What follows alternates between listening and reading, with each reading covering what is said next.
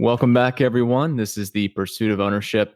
My name is Tyler Tolbert, and I'm on here with Matt Money Guarino, someone we haven't heard from in a good amount of time.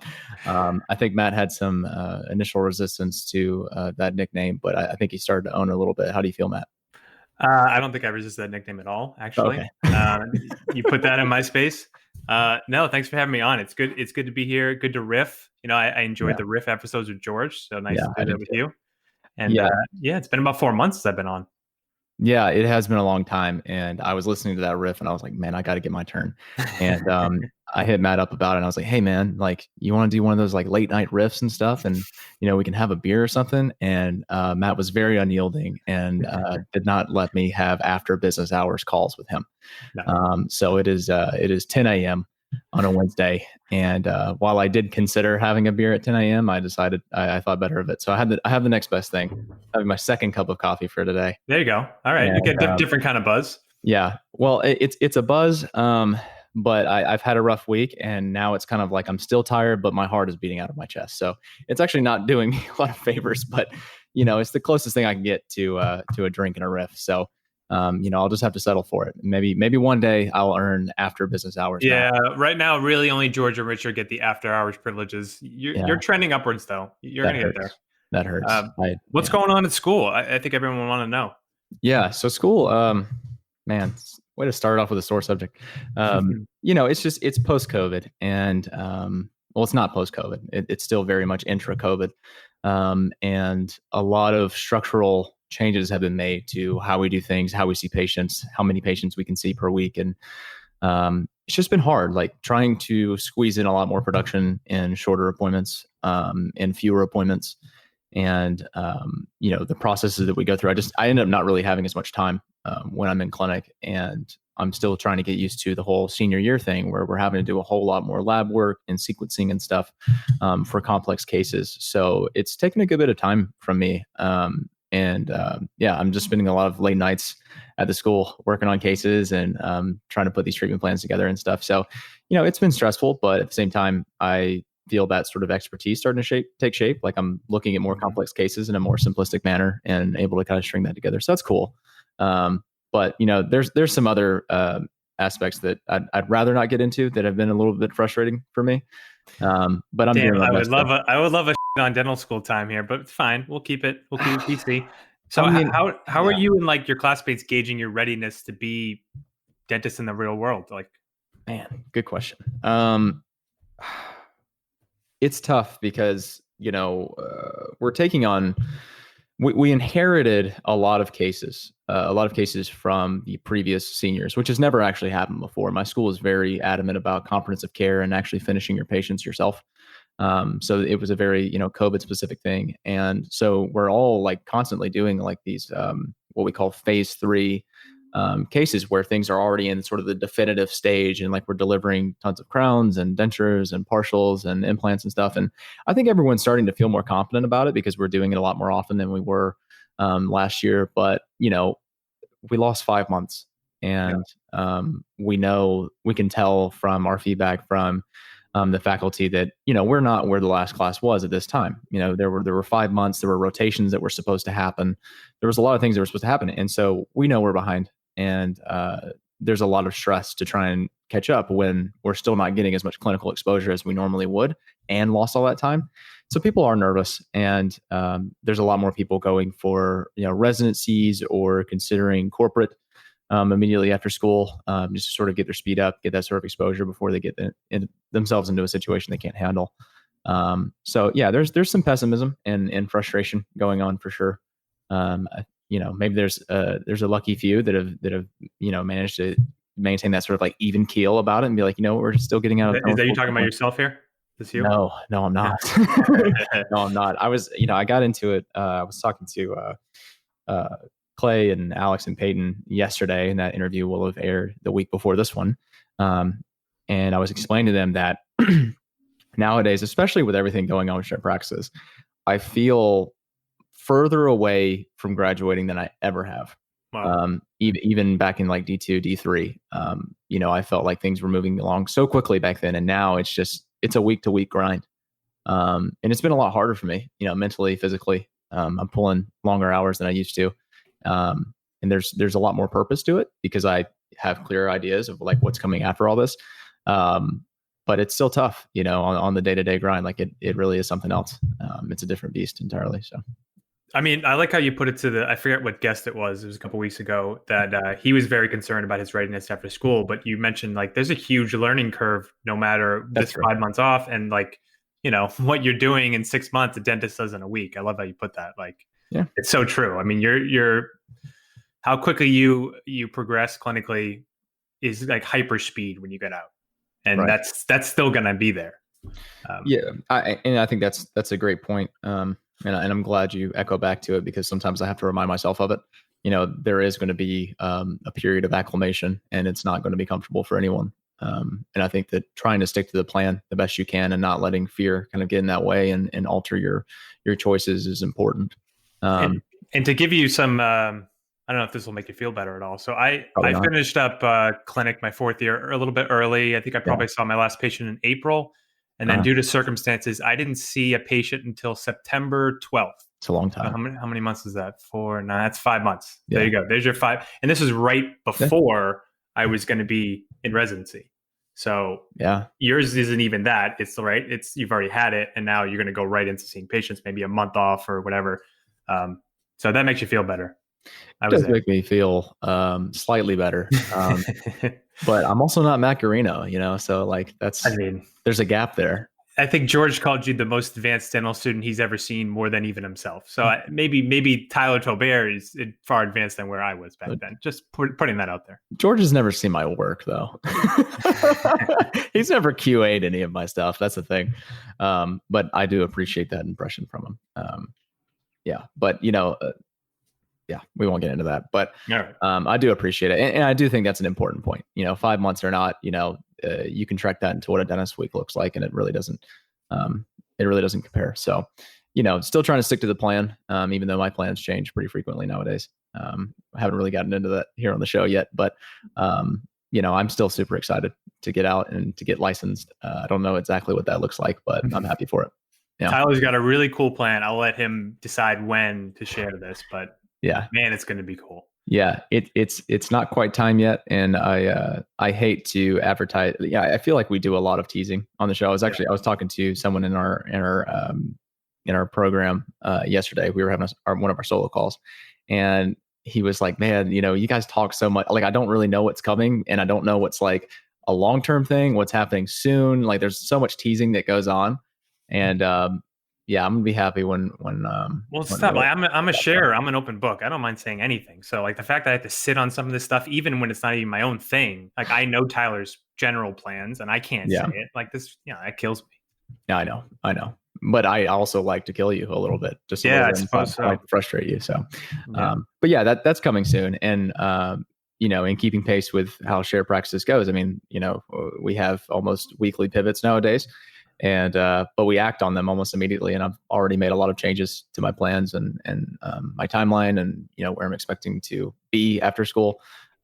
So that's really exciting, and people are going to be learning about that pretty soon. So, but there's been a lot of changes in Matt Money Guarino's life as well, and we've gotten into it in other segments of the show. But the last time the TPO audience heard from you, we were just doing practice underwaters, and things were.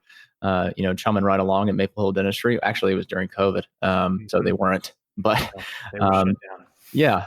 Kind of tell me a little bit about what's been going on recently. Obviously, people are aware that you've stepped away a good bit clinically, and you're embracing more of the share practices life talk. Can you kind of catch us up and tell us a little bit about some of the challenges you've been facing with that? Yeah, I mean, I think early 2020, I kind of made the decision that I want to drop clinical days. I want to transition more to a group. So I worked a lot with George on that and how growing the patient base was going to be the route to allow for that. I have 5 operatories, so it's never going to be a traditional group practice, 2 dentists there at once all the time. So it's going to be some kind of hybrid model. That was the plan at the beginning of the year. Of course, COVID hit. I'm shut down for 3 months. Patient flow, instead of going up as I anticipated, actually went down a decent amount. Right. And then everything with share practice picked up, through COVID, we're working on a ton of stuff, mastermind, training coaches, podcast, everything. Yeah.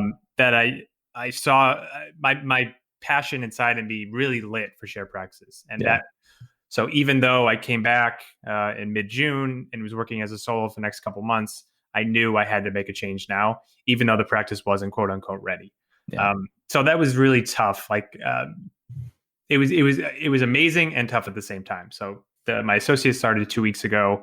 I'm at a day and a half of the practice now, and I just didn't have a lot of like infrastructural things ready at the practice for this associate.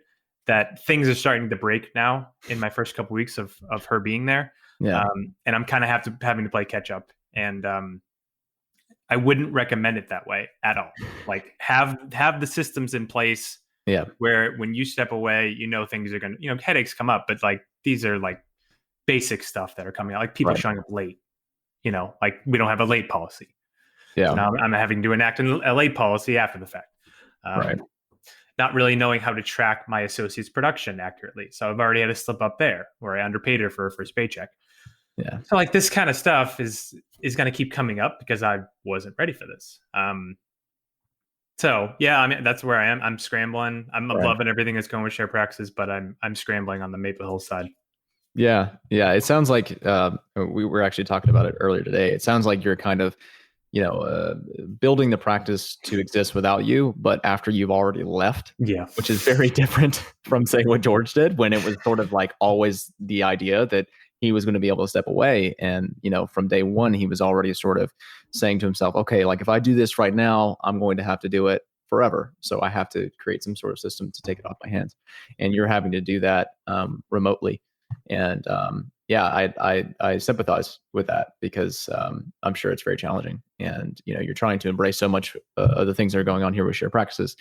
Yet the headquarters of Maple Hill is still like maybe catching fire every now and then, and you're not like on hand to actually fix it yourself. And I know, and I'm so good on hand, man. I can run that place like the back of my hand. Right, like if you're there, those are easy things that you take care of. Immediately, but it's really hard, man, to get out of that solo mindset of being there all the time and having your hands in everything. And man, it's hard. It's hard letting go. I'm a controller. Right. To get my hands in, even in chair practices, like even if it's not my thing I'm doing, I'm like checking in. I'm getting I do. I wasn't aware that you did that. That's it's tough. I mean, that's it's a thing I work on with my life coach about my control issues and it's a growing edge for sure. But no, I mean, I think there's a lot of opportunity in it too. I have a lot of time now to really focus on marketing, focus on systems, focus on culture, all the things that I've always wanted to get into. Getting a freaking office manual, like all the stuff that I've known needs to be done that I don't know, for whatever reason I put off, or I was focusing on other things. So I'm excited by the opportunity of it too. Yeah. And you were present in the practice, and in so many ways, you being there inhibited it from being able to grow. Because you were always able to put out those fires so easily, and the path of least resistance was, let me just take care of it. And now that you're not there, that's not an option anymore. And so you've sort of removed that buffer. And now all these like small problems are extrapolating into, a problem that you now have to deal with. But I think there's, like you just said, like there's a lot of growth in that, and there's a lot of challenges. And now, all these little things that need to be done are making themselves very apparent because you're seeing systems break. So I think it's a good journey for you. I think you're going to learn a lot from it. And I think that your clients are going to benefit from it a lot too, because it's not just like, oh, you need to build systems or you need to have an office manual. It's like, here's why you need to have those things. Like, here's what happens when you try and step back and those things aren't in place. So you're learning all that firsthand. So it's weird, the synergies between, when I was trained as a life coach, they always say that your breakthroughs are the client's breakthroughs. If you don't have the breakthroughs, the client won't.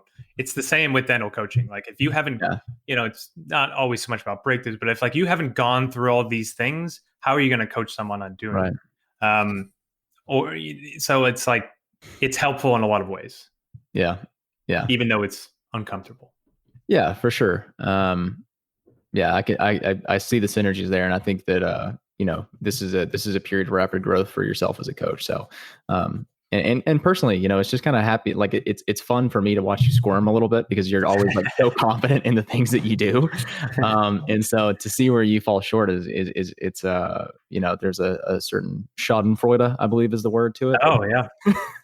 Schadenfreude. Wait, I forget what that means. I've heard it before. Yeah, it's like taking pleasure in the Oh, that's it. Yeah. So yeah, that's something that Ellen says about me, the will because of others. I'm one of the, I don't know if I want to share this, but I'm one of those guys who watches like tragedies and like kind of seeks Hmm. that out to like view those Hmm. videos. It's kind of weird to me. She calls Yeah, it my shot of Florida. yeah. You seek out tragedies. Well, if something comes up in the news, say a, a big news story Oh, involving some kind of violence, I will seek out a video of seeing that, and I get um, it entertains. It not entertain. I shouldn't say oh, that. okay. It's interesting to me. I didn't say entertain. It's interesting to me. That's um, all. well, you can't be alone in that, right? Because I mean, Right. Yeah. that's what the media focuses on more so than not. It's not Right. success stories and rags to riches. It's when things go awry. So I mean, you're not alone in that. I think you're just being transparent about that. So I Okay. I, Good. I congratulate you for it. I don't want to put my foot in my mouth here. I'm glad tragedy entertains you. That's great. Yeah. All right. Let's change the subject. What else we Shift gears a little bit. Yeah. So, you kind of alluded to, this transformation you were making back in 2020, and you've talked about it before with George, but one thing that strikes me is, you were, or still kind of are, this super solo type mentality person. You knew that you wanted to give, more efforts to share practices and give more of you to the things that are happening over here. It wasn't necessarily a transition that people can expect from themselves if they see themselves as being a mat, quote unquote. Like got. this is an external influence that kind of is outside of a dental practice. So as people are listening to this and they see themselves perhaps being that, really competent, really productive solo person, I guess my question is, should there always be room for that sort of pivot? Even if you think, okay, I'm going to go in there and I'm going to be the super producer. I'm going to do lots of implants and thermal endo, just like Matt. I'm going to make Matt Guarino money. But I still do they still need to provide room for them to be able to step back one day and transition to a group practice? Do you think that's something that could be a possibility for people like yourself if share practices didn't exist? Mm-hmm. Yeah, that's a really tough question. Because if you try to like limit yourself to just finding a practice that's going to have capacity in terms of operatories to do that expansion, like you're going to be really narrowing down your Yeah, search. a Like lot. there's not a ton of 6+ op practices out there. It's true. Um, so I don't think I'd make that blanket recommendation. Okay. I mean, you can always do the route of dropping days 3, the traditional solo model that we preached on the podcast years ago, Mhm. um, as a way to kind of lessen your burden clinically. I mean, I don't Growing know by what, drinking in a way. yeah, Yeah. I don't know. It was weird. Like, I can't point to a specific moment that I like fell out of love with clinical dentistry, but it definitely happened. It's probably the beginning of the year sometime. Yeah. Where it's just like I didn't like doing this as much anymore. Like, Really. the little headaches of it, like difficult patients, difficult staff, difficult procedures, like they just started getting to me a little more. I got a little bit more Mm. stressed when things didn't work out, and like I started to build that. I was like, I'm not into this like I was. Um, that like it just kind of forced my hand on this move, and Yeah. boy, am I happier now. Whoa. Yeah. I feel like that's going to be scary to some people hearing that, because you couldn't have really predicted that would happen. And like, I don't know if I certainly don't know. Like, was it you falling out of love with clinical dentistry, or was it you falling in love with the other things that you could be doing with your life? Maybe those aren't mutually exclusive, Yeah.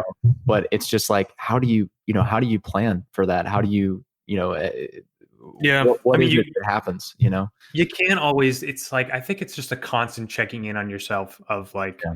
what you really enjoy, what ignites your passion. I'm big on vision boards. I make one at the beginning of every year. I'm big on like vision statements. Like a year from now, I'll write out a vision statement. Um, so it's just that process of constantly working on like what really gets you going. What do you really want out of your career? And Yeah. like I said, at some point it switched. I used to be the guy who was YouTube videos at home of bloody teeth, Mhm. implants, like thermal extractions, always on Dental Town, always looking at this stuff. And that's just so I just kind of lost interest. I don't know how else to say it. Yeah. Yeah. And was that something that, was happening at the beginning of the year and then you acted on it? Or do you think maybe it was something that was happening that you were perhaps not cognizant of until you sort of had the opportunity to sort of take pause and take stock of that?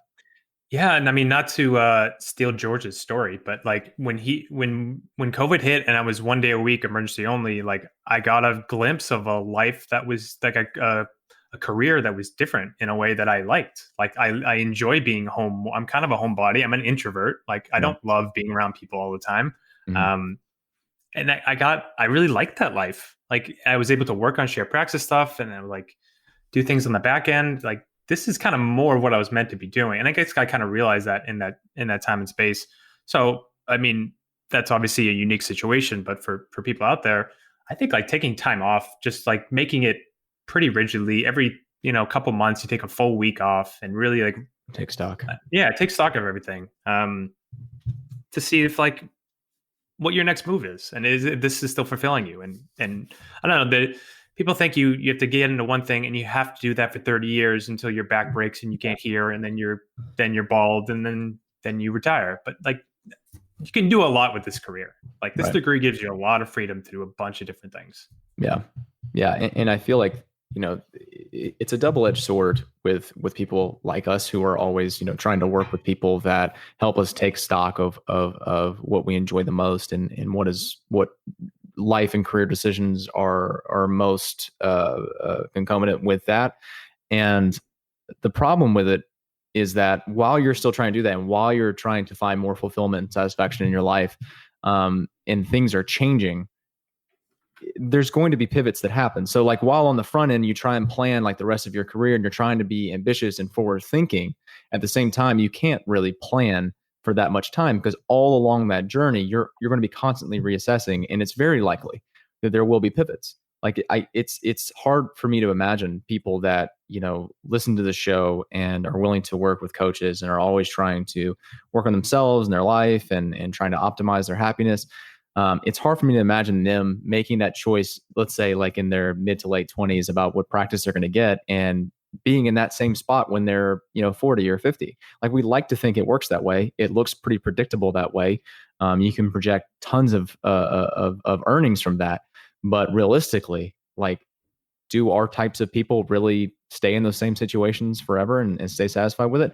I don't know. Yeah. But I have my doubts. Yeah. Some of them are probably, definitely not all of them. I mean, I kind of like, I don't know. It's like buying a house. Like this is where you want to live. You like the house, but like 5 years, 10 years, I don't know, things change. Your family grows. Maybe you outgrow the home and you move to a different part of town or a different part of the country. Right. I really do feel like dental practices are the same. Like, I don't think like you're not married to this practice for 30 years. If you want to move, sell the practice and move and buy another one. I don't know. Like I feel like they're more of commodities than for some reason we're made to feel with this like family practice. I got to be there for all these years. I don't know. Like this is my life. I'm doing what I want here. And I encourage everyone to do the same. Like if you don't want to work there anymore, well, see what other options there are. Yeah. And I think that kind of, we're deriving that perhaps from like an industry standard narrative of what you become as a dentist. You become a pillar of a community. You treat families, you treat generations, and you may do that. And you may be in love with that plan forever, and you may commit yourself to that one location or even multiple locations in the same area. But it's okay to not do that. And that's certainly the easier route and more straightforward, more predictable. Yeah, it's more straightforward, but it's also not the worst thing in the world if you change your mind along the way. And logistically, it's not as difficult as perhaps we make it out to be. Pivots can be made, and this is a career that affords you the sort of flexibility to change your mind and change those plans. And I think programming into your plans some room for that to happen, and being more prepared for it, and being willing to take stock of like what makes you happy, and not being tied down to this original dream that you had, and allowing that to be a fluid concept. I think that lends to people being able to let whatever, for you it was shared practices. It might be something totally different. It will definitely be something totally different for someone else, but allow those things into your life. They may mean less income for you. They may mean more income. It may be a totally different style of career.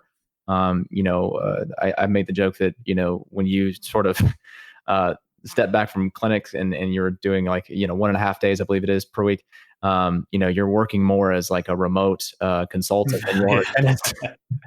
And you absolutely hated that. But, I mean, at the same time, like this is a better fit for you. You're happier. You're glowing. I can see you now. And like I think it was a great move, and it's because you you allowed that into your life. And I encourage people to do the same. And, I think that the way we talked about practice ownership early on was about, you need to figure out your vision now so that you can do it early and you can stick with it. And now we're kind of going the other way with it. And it's like, yeah, you need to figure out where you're at now, but you need to always be taking stock and being prepared to make changes. One thing about practice acquisition I hadn't really considered before was the biggest thing I would be looking for is a surplus of patients. I think that's like my number one now. Give me a ton of patients. I don't care so much. Like, I want a bigger space, but like, give me a lot of patients. Give me a lot of hygienists. Like, that is the most straightforward path to get a big practice. Yeah. I didn't know that beforehand. We didn't shared practices didn't talk know about that it as much. No. Like, give me that all day, every day. I can like get coaching, optimize the systems, like case acceptance, do all the things we coach on. Add it to that is without the patients. That's the hardest part is what I'm saying. Like, getting more patients is the hardest part, at least for myself. Yeah. So how do we determine a surplus of patients? How do we look at that and say, okay, like this is a boistering practice with plenty of patients and I have a lot of options here. How do you figure that out? So we take the bullshit number of the active patients they give you, which is always, I think the number I was given, I want to say it was over 3,000, when in reality it was like 1,300. Yeah. So like, Jesus. Obviously it's bogus, but it gives you some indication. And then number of hygienists, how many full-time hygienists there are. Right. Like, you can pretty accurately, in a range of a couple hundred, determine, all right, we got two hygienists, probably got 1,500, 1,800 patients. Okay, we got 1.5, probably more like 1,200, 1,300. We got one, probably more like 1,000. Like, you can like get a decent range just by the number of full-time hygienists they have. Okay. Yeah, that's good. Yeah. I feel like that's a whole nother metric that we just haven't paid enough attention to. And it's, as we're kind of actually going through careers and like owning practices, we're realizing like these things that, we kind of glossed over a little bit before. And now it's like, oh, wow. Because like when we look at, new patient flow and marketing and stuff like that, we're projecting how many patients we could bring into the practice that aren't already there. But that sounds like a lot more work than working with patients that are already there and, going through due diligence and figuring out how many active patients there really are, that being, seen within the last 18 months. I think that's a really good predictor of the choices that you're going to have coming into that opportunity. So I think that's a really good revelation that you've had. Yeah. I mean, most frustrating thing in owning a practice is finding new patients. Yeah. This isn't a blanket statement. This is my opinion. Okay. It's not fact. It's my experience of owning practice. That's the hardest part. Right. And like, you're going to derive that from the specific challenges that you've Of course. Yeah. It's based on what I am going through. It's not like a blanket statement for everyone, but yeah, but it's a limiting factor for sure. And I think it's a pretty common one. I don't think that the issues that you've had are endemic to, White Plains. I think it's very much like this is something you'll encounter in a lot of opportunities that you find, especially with solo offices. Yeah.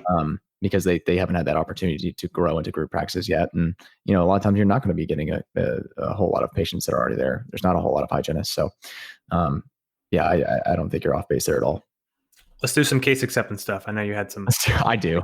Yeah. Okay, this is something I wanted to get into, and it's kind of it's a personal interest of mine, but I think that there are people in the audience that are going to want to hear about it. And I don't know if it directly correlates to, pursuing practice ownership, but I think it's really important to have this sort of thing in your repertoire, is the ability to get case acceptance. And it's something that you can be working on, if you're practicing clinical dentistry in any capacity, dental student or otherwise, it's something that can be worked on. It can always be improved.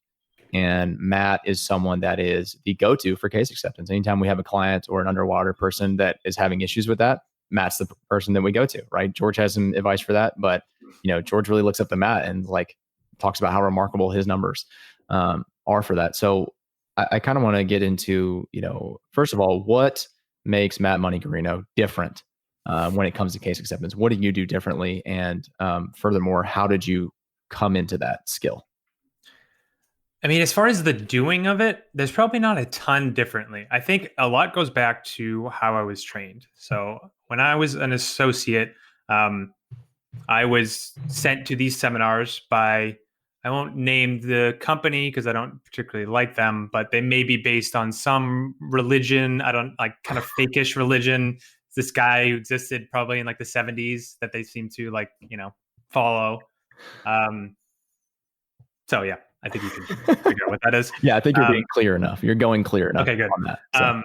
So they push on you hard sell. Like everything they say is hard sell the patient. Don't take their excuses. Like push past it, which is really abrasive if you actually follow that to a T. Yeah. But it was really revolutionary for me to see that other side. It really just kind of like woke me up, broke me out of my like afraid of people saying no, afraid of their opinion of me, like all these like judgments about myself that I would not offer things to people were just completely taken away from me. So I was with them I went down a couple weekends and 3 or 4 weekends I went. And it just kind of woke me up of a different way of doing things. And that's the way the office I was in operated. Like really treatment plan comprehensively, get in the treatment room with the office manager. She's going to sell you the whole treatment plan. She's going to get you on care credit, all scheduled, like doing more treatment than probably needed to be done, in my opinion. Like SRPs on like a 23-year-old girl, like, yeah. No, the writing was on the wall at that place, like putting everyone in bracket braces. Anyways. Yeah. So yeah, I mean, but that woke me up to a different way. Right. So I took from that some things. I took some of that mindset to treatment plan presentation. And one of the big things they preach on, which I really like, is showing the people maths. Like when you offer something, you got to show them what they call maths, which is a thing, an image, something, right? Like, so I don't offer anything unless I show them something. Ideally, a picture, an intraoral camera, giant screen, right in front of your face. This is what's going on. Or an x-ray if I have to. I don't love showing x-rays because obviously they're not used to looking at them. No. Or a model. Like I'm using all of those things at once. Yeah. They're seeing things. They're looking at things. Like that has to happen. That's day one stuff. So when I start with an owner client, pretty much a day one recommendation. Well, no, this is more like a mandate. Intraoral camera with the big TV. Yeah. That has to happen. Okay. Yeah, that's good. So it's visual presentation is a big part of it. Yes. And the fear of no, I'm hearing that too. And I'd like you to clarify a little bit on pushing, like being pushy, not taking no for an answer. I think there's a lot of stigma attached to that, right? Like being the pushy dentist and selling. Like people are afraid of a lot of these terms because they don't want to be the sort of like, I don't know, like used car salesman type person that's just like, like you have to get this or like give me my money type thing. Like, can you talk a little bit more about that and maybe assuage some of that discomfort some people are probably feeling? I mean, I think the biggest place it comes up with dentists is like, the whole filling versus crown, right? Like, can you just put a filling on this? Can you patch it? Can we just get away with the filling here? I almost never agree to that. I would rather them not get anything done until they're ready to do the crown, and then I'll do the crown. Like I just like I don't love giving them a lot of options. It's one thing if it's like a bigger case and then they have the implant denture, that kind of options. But if it's like a everyday things, fewer options the better. Like make it simple. Yeah. Like, this is what you need. This is why. This is what's going on. When can we get you scheduled? Yeah. So like that's the biggest thing. I forget your original question as I went on that rant. Yeah, I did too. I think I kind of like your fewer options aspect because people don't always want a whole bunch of options and they're coming to you because they want answers. Like I usually don't have my patients asking for like 3 or 4 different treatment options, which is pretty much what I was trained to give people. Right. Like when I was trained to present a treatment plan, it's like, okay, here's the Cadillac, here's middle of the road, here's Jeep, and then there's do nothing. So there's like minimum 4 treatment plans I'm going to get. And that works for the full arch stuff. Sure, of course. Definitely. Of course. But, within my dental school world, we're not talking about that stuff because that means I'm referring it down to pros and that sucks. So, I'm like trained to like give all these different options to these people that are not as dentally educated as I am, and they're giving so much deference to me as a dentist to tell them like what they should be doing. Like I remember my very first patient, I had my patient ask me, she said like, doctor, which I'm a D2 at the time. This is my sophomore block shit. So she says, doctor, in your professional opinion, what would you do? Oh, and nice. I was like, do you know like who I am? Are you aware of the arrangement here? Are you aware that you are the first patient I've ever seen? But like they do have deference to you and they have some trust, and you have to trust yourself that you have the best interest of the patient. No, that's a good point. Cause like a lot of people come out of dental school and not expect that to happen like day one. Like they won't like they'll think people will see right through them, right? Like there's some imposter, like doesn't know how it works. That's their first day out of school. They trust you instantly. Like you're in the room with the jacket and you're the dentist. Like that's it. Yeah. They won't necessarily agree to everything you say, but like they'll have that, like, what's your professional opinion? And it won't matter your experience level. Right. And I think you got to own that. And, as much as you want to be accommodating to the patient, that does not mean you throw so many things at them that they're like confused and default to not doing anything. Because I think that's a lot of times what happens. I hate to use a menu analogy because I think that gets beaten to death. But, if you go to like, I don't know, say like a Mexican restaurant or something like that, or not all of them are like this, but sometimes you get like pages of menus and there's literally like, I want item number 123, and it becomes difficult to like figure out what you want. But whereas if you go to like sorry to cut you off, but it's like when we go to a restaurant with George, he's so annoying. He always asks the waiter, "Or what's the best thing on the menu?" He just is everywhere, and I'm like, George, can't you just pick for yourself? But the principle like fits in here, right? Like the trusted waiter is giving the recommendation, and he goes with that. Right. Same with the patient. Yeah. And like, you're trusting them to give a recommendation that you're actually going to like. And, there's that happens. So, I totally agree with you on that. And I think that, you having treatment options that you believe in and knowing what you would do in that situation is really important. And, leaving it to the patient to be their own doctor with all these different options, like that's not always the best way to do things. And so I really like that. That's good. And I like, I think that elaborates on the pushiness thing. It's like, you're making it simpler. And like, I think there's some misconception that I have like some kind of fee for service office, and then I'm just getting people to pay out of pocket above their insurance for all these things. It's really not. Like we play the insurance game like anyone else. Like we wait, till January for some things for someone to afford a crown. Like I do all of that. Like I don't. Yeah. I'm not that kind of practice. I really am not. So I don't want that misconception out there. But like back to like the general presentation of it all, right? Right. Obviously, we've harped on co-diagnosed with hygienist enough. I don't think our audience needs to hear that. Yeah. But they do need to hear how much time is spent on the problem and how little time is spent on the solution. Like 85% of what you say to a patient should be about the problem at hand and why this is an issue, and look at that thing and what's going to happen if nothing's done. And this is why we're doing this. All the reasons. Problem is the focus. Solution is like 2 sentences. Really? Okay. Yeah, very quick. Solution, boom. Yeah. And so do you have scripts that you generally use, like a whole like spiel that you could just recite? Script. I'm not asking you to recite it verbatim, but like, do you have those things? Is that how you work? No. Or extemporaneous? No, script? That sounds like a ton of work. Like you trial by error, like it came from like reading books on selling. I read probably 10 books. Give me a top 3. Top 3. I mean, I'm a Jordan Belfort, Straight Line Selling. I love that one. Okay. Selling the Invisible. Love that one. Okay. And then Little Red Book of Selling were my top 3. Okay.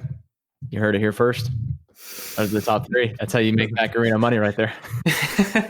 No, I love that stuff, and I still do. Yeah. Awesome.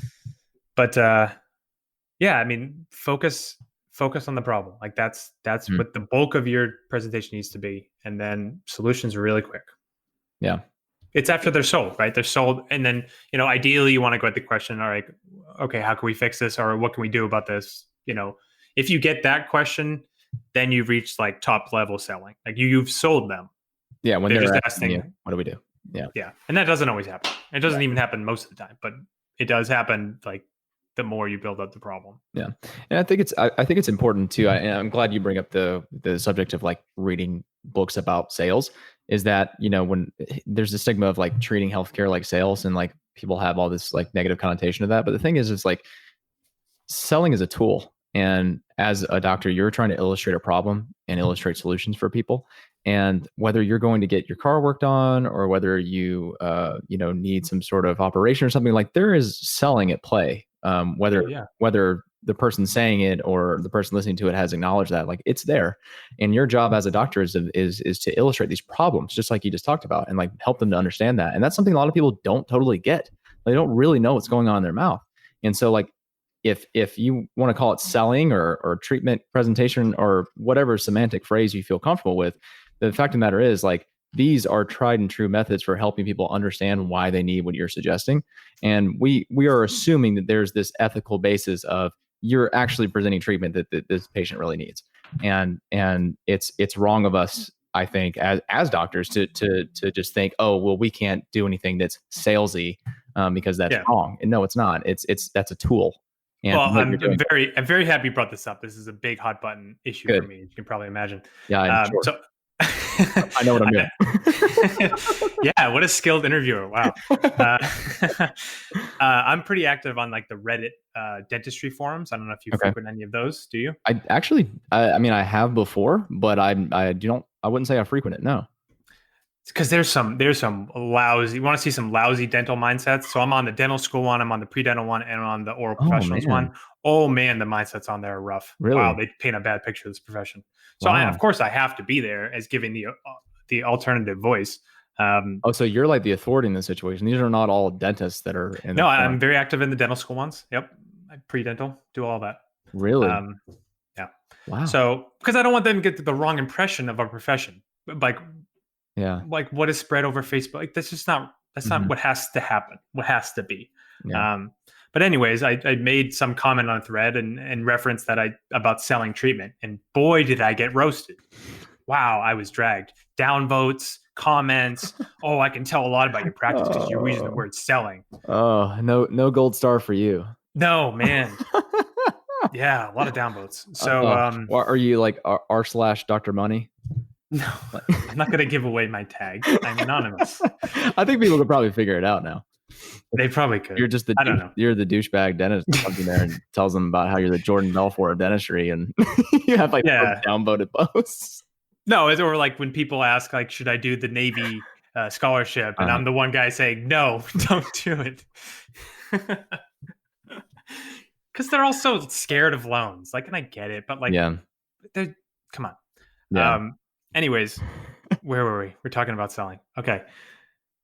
Yeah. So no, and I forgot I completely neglected my biggest book on selling. That was the most revolutionary to my foundation and all this was Principles of Persuasion by Cialdini. Oh, of course. Yeah. I mean, that's my favorite guy in the world ever. I love that guy. We need to get him on Richard's show. I've been asking for him for a while because he's in Arizona, actually.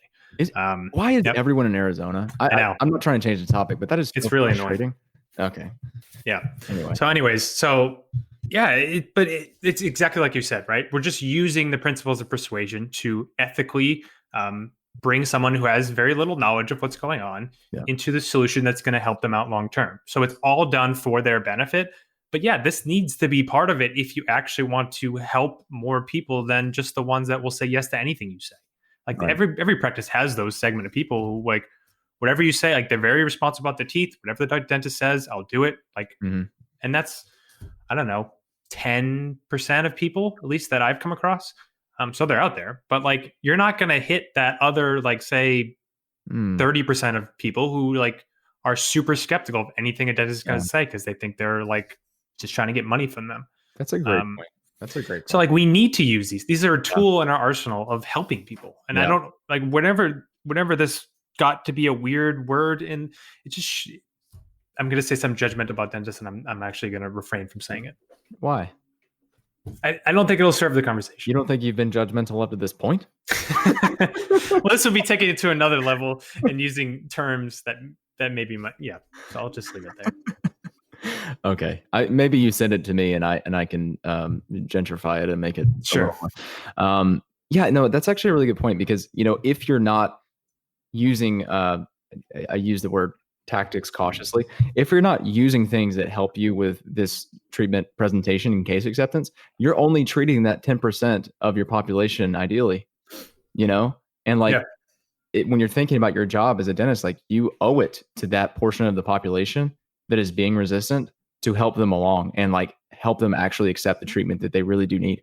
Like this is about allowing yourself to do more dentisting, being more of a doctor and like do more of that treatment that your patients need. If you're not allowing yourself to learn these skills, you're keeping that from your patients in a way. One interview that really struck me was Mr. Right Answer. You were talking to him, which I love the guy. Like this is not a knock against him. And I love him for being the example that he is because, the guy, the way he carried throughout his own life was reflected in how he treated his patients, right? He was a patchwork guy. Oh, we can just do this, or I'm going to get you a deal today, and we're just going to do the filling instead of the crown, right?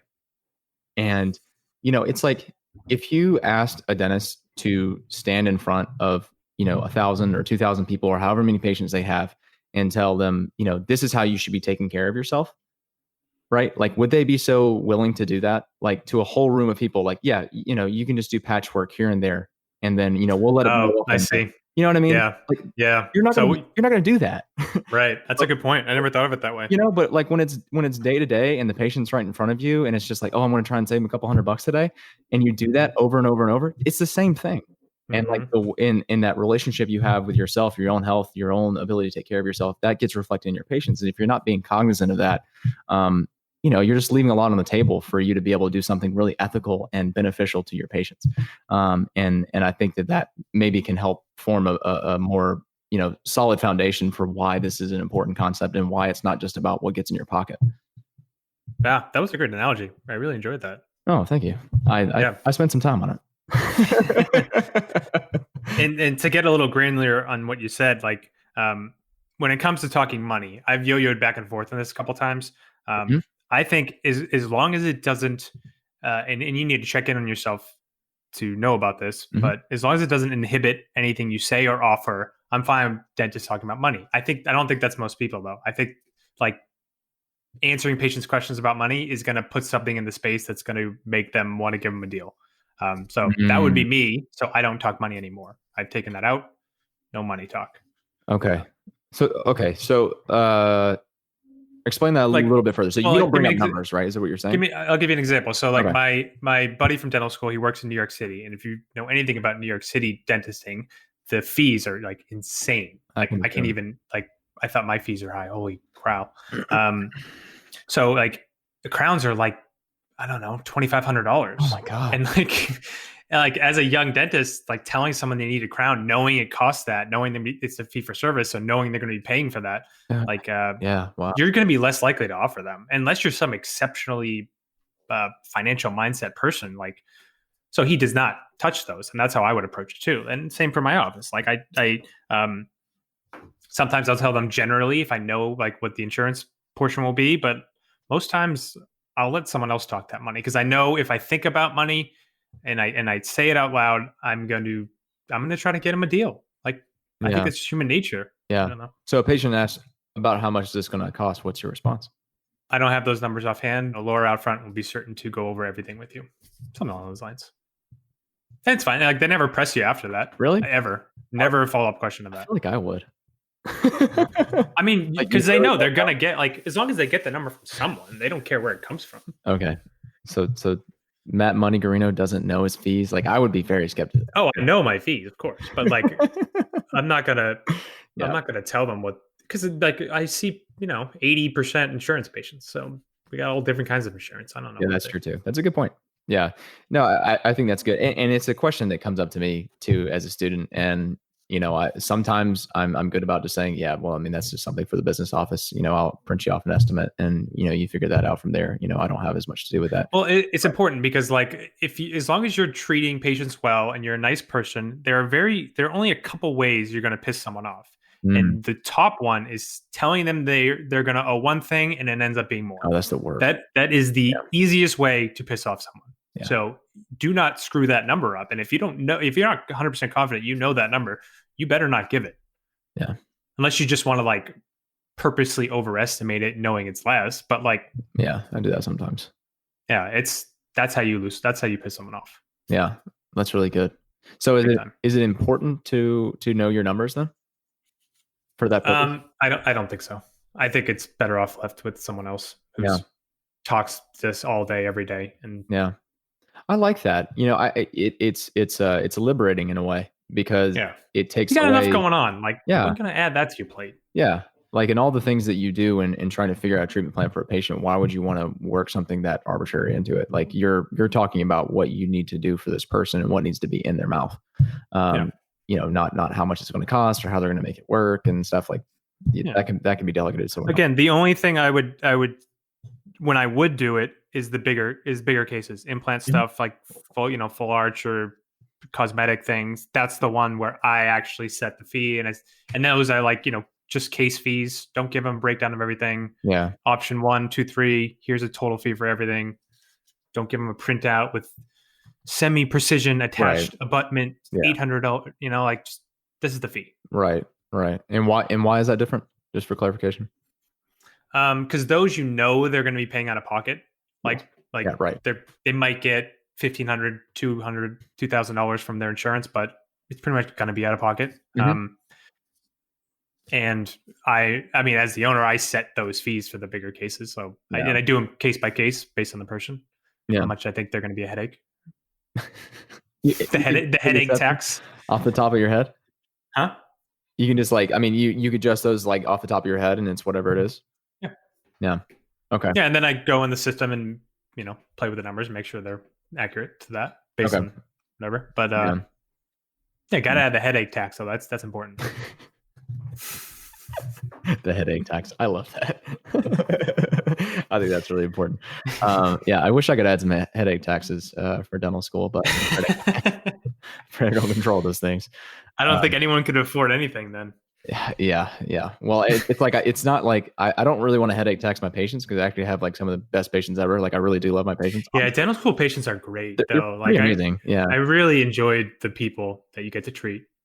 Yeah, I wish there were a way for me to like headache tax my school or like maybe QA or something. Like I wish there were some sort of recourse for me. Because man, that wears me down more than anything. Have you gotten a patient ever like slip you like $100 after you finish a case or anything? Never like in the building, but I shouldn't say it, but like I was sent something for like a Christmas card. Oh, nice. Yeah, which is amazing. Like I was like I cried. Like it was just. Yeah, I had that up in residency a couple of times. It was really cool. Yeah, it really is an amazing thing. And dental school patients really are the best. I'm worried about what it's like on the other side when they're a lot more skeptical of me. Yeah, only some will be. Yeah. It's not too bad. Yeah, we'll treat that when it comes time. But so I guess we're kind of getting towards our wrap up here. I can't believe it's already been 52 minutes. This has actually been really good. I appreciate your time. Yeah, I mean, this is what I'm a ranter. This is my stuff. Yeah. You got me fired up at 10 a.m. And that's sometimes a hard thing to do. And see, you didn't even need a alcohol. Yeah. Well, I never needed it. I just thought it'd be cool. I had this vision of like starting the intro where I'm actually like popping the tab on it. It's almost like it's almost like Lil Wayne, like back in 08, light up the spliff, like right when the song starts, but another time, perhaps, hopefully. I finished my set list for my next mix. So I got 16 songs. I've ordered them. I'm getting back in the mixing game. Dude, so maybe when I finish this one, my best transition, we start our next episode with that. Please. I have been begging for a DJ Meaty Beats intro for TPO for so long. This guy, I mean, he sends us like a 9-minute mix that he posted to YouTube that is like splendid. He tells us. Oh, come on. No. Seriously, if there's anyone who's actually good at this, I'm not good at this. It's just a hobby. I'm serious. To the layman listener. Maybe to someone who doesn't know what it is. But if anyone actually does know the intricacies, he's going to be like, wow, this guy sucks. Well, most people don't, Matt. Okay, good. They will appreciate your effort. Okay, good. Fine. There were some pretty sick drops, guys. I can't wait until they're airing. Like I want like not just for Matt Money Guarino episodes. I want like a recurring intro song that I'm coming in on and it's fading out. I'm fading in. That's what I want. We are devoid of music on this podcast, which is really tragic. Not something I stand for. Yeah. Like at all. Yeah, we've come too far to not have an intro song. I know people have sick intro songs off the jump, and I'm like that football player after the game where they just lose terribly. Like that's on me. This is I gotta be better. No, this is just you. Like of all the people that would be responsible for this, this is seriously is my fault. I'll be better, guys. Yeah, get on it. But this is fun, Tyler. Thanks for having me on. Yeah, I appreciate it, man, and hopefully the audience enjoyed it. I'm sure they did, and I'm gonna try and badger you into coming on here a little bit more. I know you're pretty busy nowadays, but oh man, anytime you want. Just as long as it's business hours. That's another thing that needs to change, but that's something we can figure out after the show. Yeah, good luck. All right. Thanks, everyone.